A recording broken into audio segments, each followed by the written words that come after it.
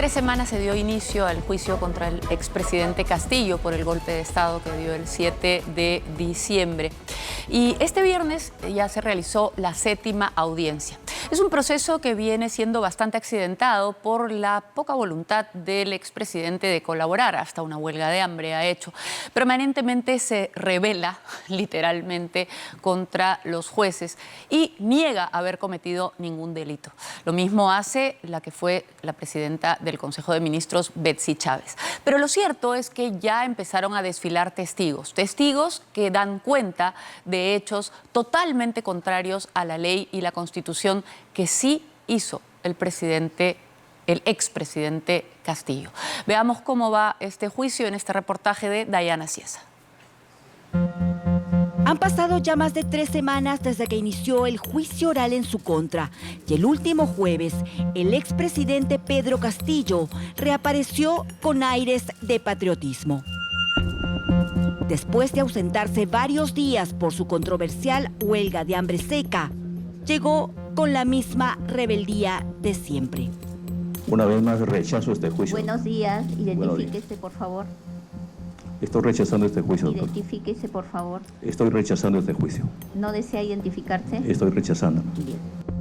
Pero mientras él insiste en su relato del presidente que solo leyó un mensaje a nivel nacional, Sí, doctora. los testimonios en su contra no han dejado de escucharse. Exministros, altos funcionarios, miembros de las Fuerzas Armadas han detallado que aquel día, el 7 de diciembre del 2022, nada fue una improvisación ni una confusión. Según estos testigos, hubo presiones internas y un plan en marcha. Un intento real de quebrar el orden constitucional del país. ¿Cuál fue el pedido exacto que le hizo entonces el presidente al general Alfaro? Le dijo que cierre el Congreso, que detenga a la fiscal de la Nación. El viernes se realizó la 7ª audiencia del proceso que se lleva en Barbadillo, en el que se juzga a Pedro Castillo por los delitos de rebelión, abuso de autoridad y grave perturbación a la tranquilidad pública. Sin embargo, su actitud fue la misma que en las audiencias anteriores.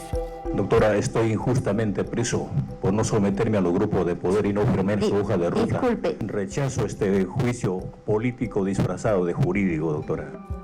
Hubo recesos inesperados, pues su lento andar y evidente desgano, sumada a la poca disposición que ha mostrado durante todas estas semanas, hizo que lo examinen una vez más los médicos legistas, al haber presentado gastritis crónica y problemas de lumbalgia.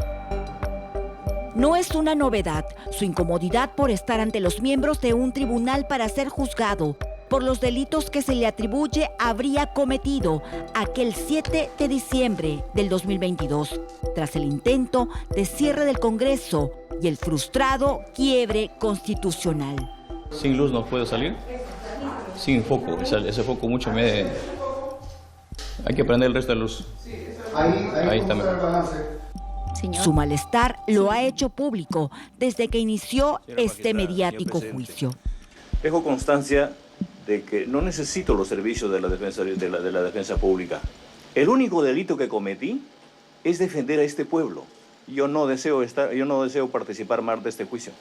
Con su permiso, puedo retirarme. No, señor Castillo. Pero por Jamás eso, cogí señor un arma. Castillo, todo eso Dígame, tiene que doctor, ¿en qué traducirlo. momento se ha cerrado el Congreso? Señor Castillo, todo eso tiene que traducirlo a través de su señor abogado. Ya no le vamos a permitir, señor Gracias, Castillo. doctor. No me conceda la palabra, pero estoy acá contra mi voluntad. Que no me siento cómodo en un delito que no he cometido. Ya, señor.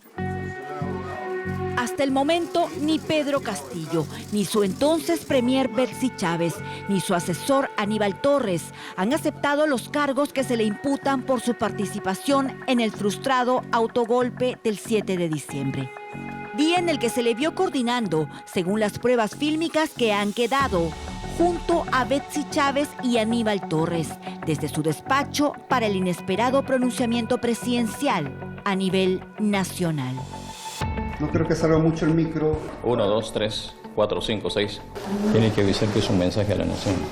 Por el contrario, lejos de aceptar su responsabilidad, Castillo Terrones todo este tiempo ha intentado más de una maniobra argucia o artimaña, como algunos han llamado a sus acciones para dilatar el juicio. Pues ha intentado abandonar la sala en más de una ocasión.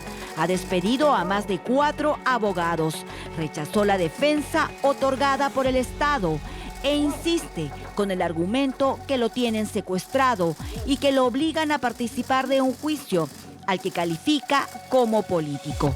Se niega hasta ahora a aceptar que se trata de un proceso penal legítimo. La prisión, el estar privado de tu libertad es el infierno en vida, no se lo deseo a nadie, pero en el campo penal las responsabilidades son personales.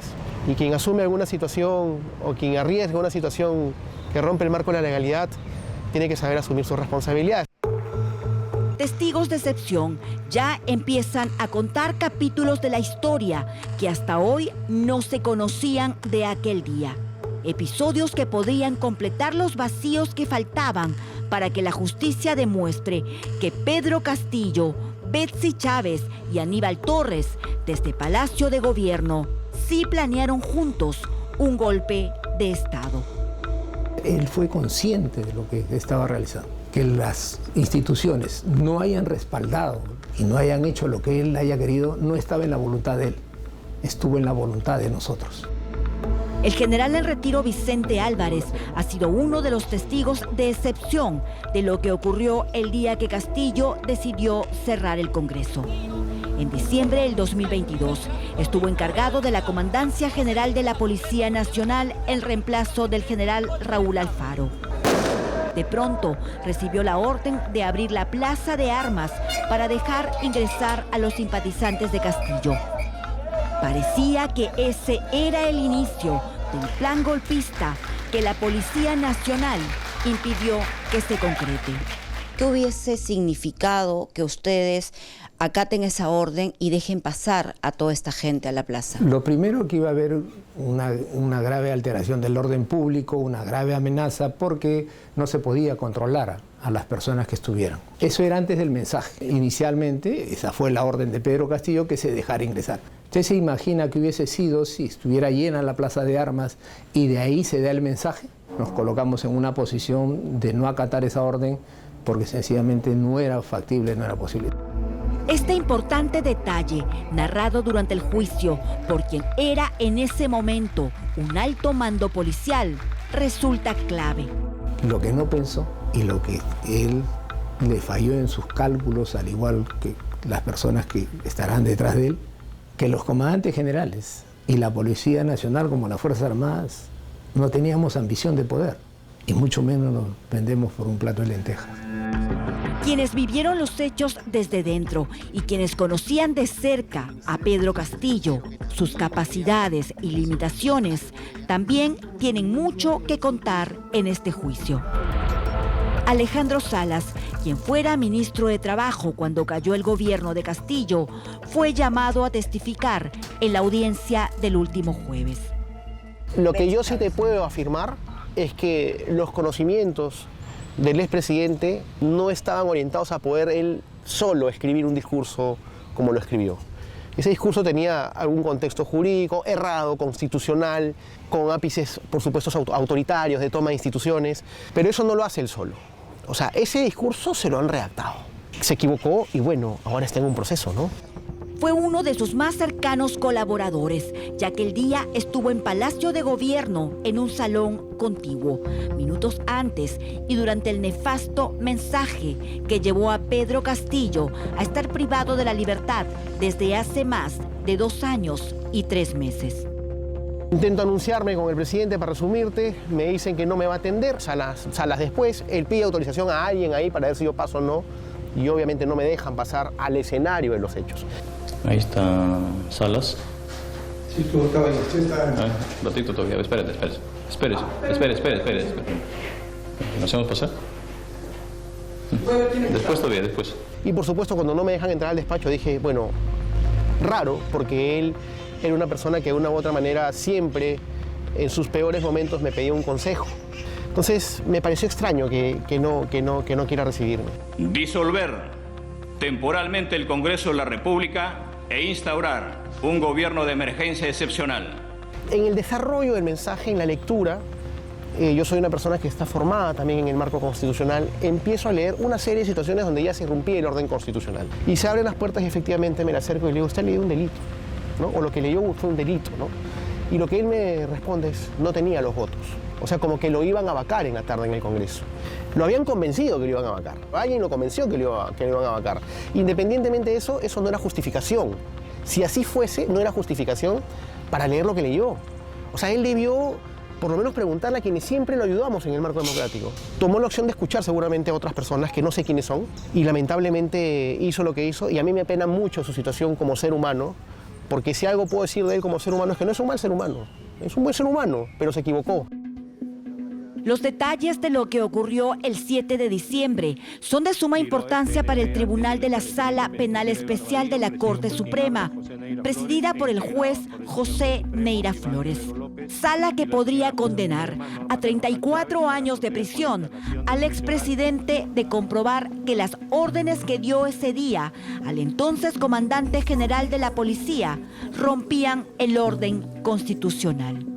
Da el discurso, quien habla sube a la oficina del general Alfaro. Cuando estamos conversando, ahí se producen las llamadas. Él hablaba en voz alta y le dice, señor presidente, pero que cierre el Congreso, ¿cuál es el motivo? Le dice, y después le da otra orden y le dice que detenga a la fiscal de la Nación. Pero dígame, ¿cuál es el motivo? ¿Cuál es la razón? Después de ello da otras disposiciones ya que le refuercen la seguridad a él, también a la premier de ese entonces y al doctor Aníbal Torres.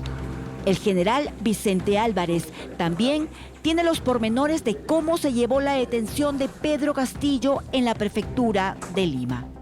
Le doy mi nombre, le digo la encargatura que tengo, que se encontraba la fiscal de la Nación y que a partir de ese momento él se encuentra detenido por quebrar el orden constitucional. Vamos a desplazarnos a los niveles y de ahí nos vamos a la... Y que a partir de ese momento se iban a iniciar las diligencias bajo conducción del Ministerio Público. Le pregunté si es que tenía alguna observación, algo en contra, el señor Pedro Castillo me dijo que no. En este juicio ya declararon el ex jefe del Comando Conjunto de las Fuerzas Armadas, Manuel Gómez Latorre, los comandantes generales de las 3 instituciones castrenses, además de otros exministros de Castillo, como Gustavo Bobbio, entre otros. Información que recogen los magistrados para armar poco a poco el rompecabezas de delitos que habrían cometido estos ex altos funcionarios del Estado, aunque ellos se aferran a desconocerlos. ¿Acepta usted los cargos formulados por la Fiscalía? No los acepto porque son absolutamente falsos como los probé. Rechazo absolutamente los cargos falsos del Ministerio Público. Quisiera decir al Perú y al mundo ¿Brinda usted de que su consentimiento para estoy siendo sometido a una tortura. Yo estoy muy mal de salud. El mensaje era claro, el autogolpe. ¿Por qué no prosperó? ¿Por qué no se consumó? No es porque Pedro Castillo no quisiera, es porque las Fuerzas Armadas y la Policía Nacional no respaldaron eso. Aún faltan más testigos que podrían seguir entregando contundentes datos, así como el material fílmico que perennizó aquel 7 de diciembre. Fecha que sin duda ni Pedro Castillo ni sus alfiles Betsy Betsabé Chávez Chino y Aníbal Torres Vázquez olvidarán.